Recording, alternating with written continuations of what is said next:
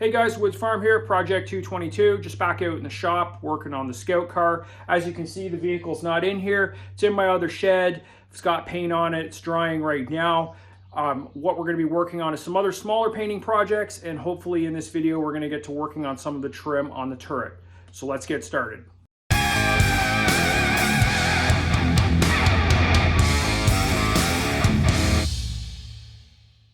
So not only do we need to paint the vehicle and the exterior interior of the car itself, there's all of the smaller parts that need to get done. You can see we have things like the jack mount, tool mounts, the headlight assembly, the exterior of the visors are painted, and then the interior is painted a different color. All of the controls for the lifting and locking down the visors all need to get painted. So that's what we're working on right now, just getting multiple coats of paint on this stuff. A lot of the components are completed. You can see like the toolbox is done. That's got multiple coats, should be good to go. And the grills for things like the radiator, the rear cover, all that stuff's painted separately and will get reattached to the car later. While I've got all the painting supplies out, I'm going to continue to paint. We're going to work on the wheel wells and finishing up the exterior of the car itself. But once all the painting's more or less done, with the exception of maybe some touch-up work, we're going to come back and we're going to start working on the turret here. It needs to get some half-inch trim all around the outside. I want to fix this plate here. I'm not happy with the angles of how this turned out. I have a piece of material. I'm going to do it better. And once that's done and everything gets reinforced and all the welding is completed, this thing will be ready for its coat of paint as well.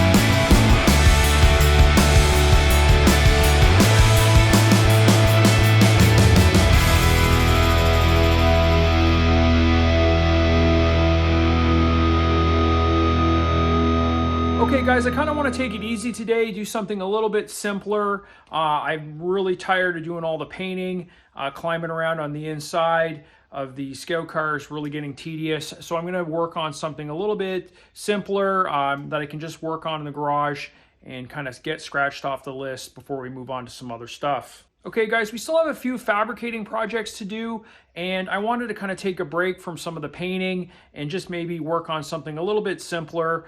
So today I'm going to start working on the trim on the turret. So as you can see, the turret is pretty much completed. However, I want to do some trim on the top edge. There's a few reasons for this. For starters, this is only 1/8 material. It's a little thin. So if we trim it out with some 1/2 inch, it'll give the appearance you know, when you're looking at it, that the plates are actually thicker than they are. And the trim is also going to be the start off point and the resting point for the framework that makes the grenade baskets. So that's what we're going to start working on today. It should be pretty quick moving around and getting this done. There is going to be a little bit of seam welding and grinding after everything gets fitted, but it shouldn't take too long.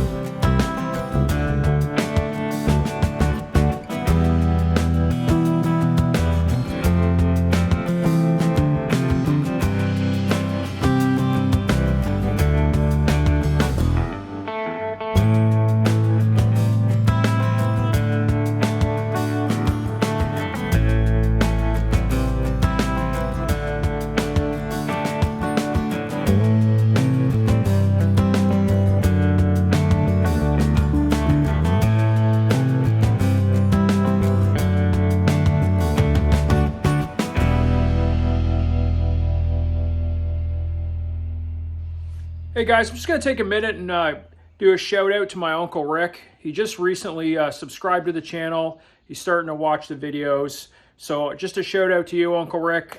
Thanks for buying me all those models when I was a kid. You know, the Memphis Belle, the Bismarck, all that stuff. It really sparked my interest in history and my creativity. And I've really been building things ever since. So this video goes out to you. With that said, we're going to wrap this video up here. I've got most of the turret completed.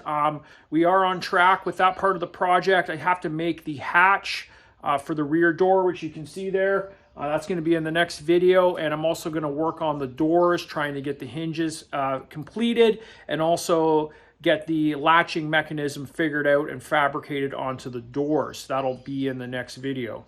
Other things we got in the works, I'm going to start designing the mount for the MG34. I have an airsoft MG34 that I've got access to, so we're going to use that to pattern out the mount and get that ready. Hopefully in the next couple of videos that will be coming up. If you have any questions or comments, leave them below, and as always, thanks for watching.